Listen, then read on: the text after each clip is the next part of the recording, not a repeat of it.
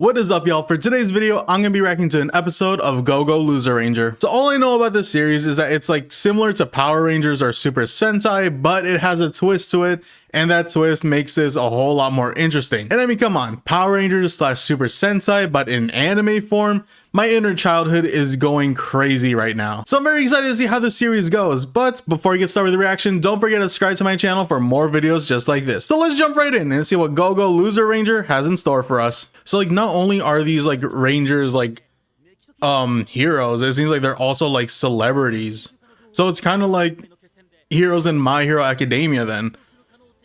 Right? You know, but yeah, like they're not just like ordinary heroes. They're like actual like celebrities, and like, you know, they have like a bunch of fame to them. Yo, she is like trying to like use like flirtatious moves on him to get him to like join them. I mean, it seems like it might be working. It seems like it might be it looked like it worked. So like her flirtatious moves worked. Ooh, looks like we're about to get some action right now. Looks like we're about to get some action. Looks like we're about to see what, like the Dragon Rangers or whatever. Looks like we're about to see them go crazy. Okay, now really like looking at it and everything, how like it looked like it was taking place in a stadium. This doesn't seem like an actual battle. This seems like more just like a sporting event or something. The planet is not actually in danger because like these guys just like dropped in the middle of this arena. And so yeah, like everything's being broadcast and everything. So it kind of seems more like, instead of it like the planet actually being in danger, it seems like this is just to get money. Like this doesn't seem like real. It seems like a play, like a play, or like, you know, again, like a sporting event. Okay, so they're attacking people in the stands. So okay, like maybe it might not be a sporting event if they're able to like actually go after people in the stands and everything. Yo, dude is swole. He managed to lift the entire boulder. Is he going giant? Is he going giant? And then they're gonna have to call for a Megazord right now? Oh, okay, he just turned into a truck. What is going on with this? And they're just going straight head on. Yeah, like, did you guys actually expect that to work? Like, where's your weapons? Like, why aren't you pulling out like your swords, your blasters, or things like that? All right, the Red Ranger has to pull off a battleizer, or like a sixth Ranger has to show up in order to save them, because situations like this call for those type of things. So everything was planned out.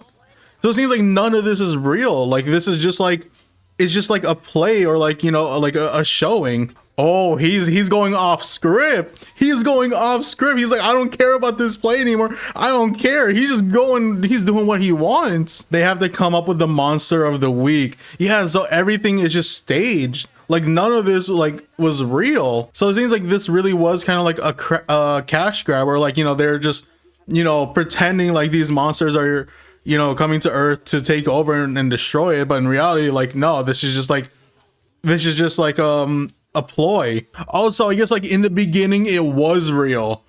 Like in the beginning this whole thing was actually real, but then like because of the Dragon Keepers, they ended up wiping out all the bosses within a year. And because this has been going on for quite a while, they're like, you know, they found a way to monetize this. And so like, yeah, like these guys, they're kind of like working under the Dragon Keepers now, I guess, to kind of like for survival, or just to like be able to stay on the planet. And like that's why like they're willing to kind of like, you know, get their asses handed to them. Like this is the guy that, I think this is the one that like he wanted to quit because like he got tired of this. He's like the only one that like wants to continue on the goal of world domination. Everyone else, they're kind of just fine with like, you know, always losing. But yeah, so that's probably why he quit. Like he's tired of like, you know, being the Dragon Keeper's punching bags. Yo, these guys are actually crazy. Like these dusters being able to actually like transform into things that they can see, like, you know, turning into the tiger monster. These guys are actually kind of cool. Like it's a shame that like most of them are kind of like willing just to be like, you know, punching bags and everything except for Fighter D. So it's a shame, but like, because like they have such cool abilities. Yeah, so D, like he's the only one that knows his worth. He knows that he's not meant to be like defeated and everything. You know, he wants to continue to go, but no one else does. So like he's, you know, like he knows his worth. He knows that this shouldn't be how they should live. See, at least there are some people that respect the dusters. At least there are some people that like at least admire them. you know, for that kid to tell him like, do your best. I like, at least there's someone out there like that for them. Yeah, because Fighter D is like, he is tired of all of this, like tired of eating the punching bags and everything. He's gonna be like, no, now it's my turn. It's our turn to shine. No way he's actually gonna try to fight them on his own. Okay, yeah, that was just, yeah, like, he is not able to do anything. Again, even though this is all just like a ploy and everything, like the Dragon Keepers were actually strong enough to take on all, like to eliminate all the bosses. So like, even though all of this is a ploy, their strength isn't. Oh wow, he is a total dick. He is a total dick. Yo, so this series, it makes it, I'm assuming like this series is like, it's not having you like root for the action for the hero, it's to root for the villains because they're the ones getting like mistreated, and like, you know, they're like, it seems like it's supposed to focus on them, on the Dusters, and especially Fighter D.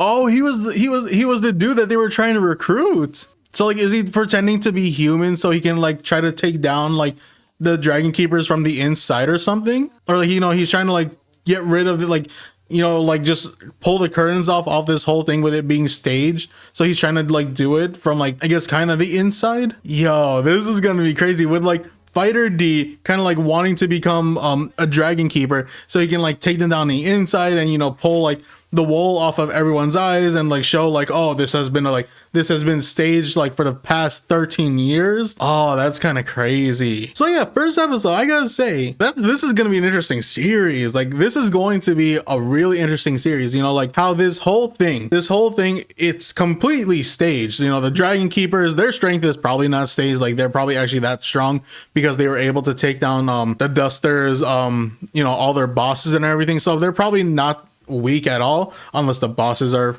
actually weak, you know, but whatever, right? So it seems like their strength isn't like staged at all. Like they might actually be strong and everything, but like them defeating the Dusters and beating like the villain of the week, you know, that's all staged. And I guess you kind of should have realized that with it, like with the Dusters and like, you know, the boss kind of like showing up in the middle of a stadium, it does kind of give off like, oh, this has to be staged in some sort of way, and it actually is staged to the point where someone like Fighter D, you know, he's kind of tired of it. He's kind of tired of being like the punching bags, you know, always losing to these guys and everything. You know, even though they're immortal and everything, they should continue to try to take over the world like they came there to do in the first place. But because they don't have their bosses anymore, they really can't do that. So now like they just have a truce with the Dragon Keepers, you know, in order to like stay on Earth and like, you know, kind of just be living and everything. In return, the Dragon Keepers would have to fight them every week and, you know, just put on a good show. But Fighter D, you know, he is kind of tired of that. He's like, yo, we battled against them 999 times. I'm tired of this. I'm tired of constantly losing to these guys, you know, just because we have a truce. Like, no, like we're immortal, we're powerful, we should like try to take over the world again, you know, this and that. So it seems like this whole story is going to be following alongside with like Fighter D, you know, trying to like take down the Dragon Keepers from the inside and pretty much just show like all of this has been a ploy. Like the past 13 years have been staged. You know, the only time that things weren't staged, most likely weren't staged, was like the first year, you know, when the bosses were still around. But after that, everything became staged. And again, with this being similar to like Power Rangers or Super Sentai, you know, I love it, is, you know, for the fact that, you know, I grew up watching Power Rangers, but also for the fact that like it seems like you're not really going to be rooting for like, you know, the Dragon Keepers, who are like the heroes of this. Instead, you're going to kind of be rooting for, you know, Fighter D, who